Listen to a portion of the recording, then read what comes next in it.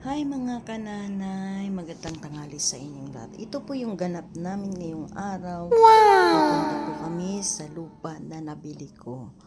Ayan po, pupunta kami doon para i-meet po yung si Sir Maynard siya po yung naatasan na mag-ano ng lupa kasi hindi ko pa na kung saan talaga yung area ko. So, ayan po, ganyan po yung daan dito pag umuulan.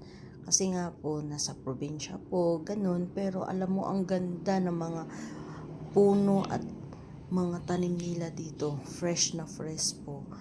Ayan po, medyo malubak lang siya ang daan, pero okay naman. Pag umuulan lang kasi po, ganyan po yung daan. Ayan po.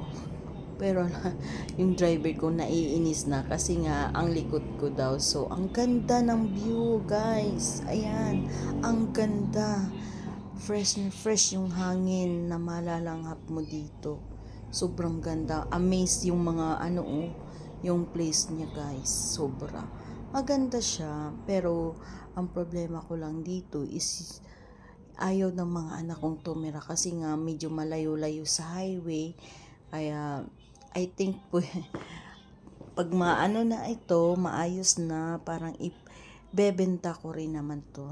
Kasi parang I think babalik ako sa ibang bansa or what else, di ko alam. Basta, English yun ha, what else. So, yan guys. Ang ganda ng ang ganda ng view.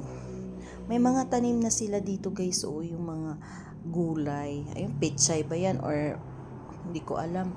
Yan guys. So, concentrate talaga yung driver ko kasi nga hindi niya pa masyadong sanay sa lubak-lubak. Ayan guys. Thank you for watching. Ayan.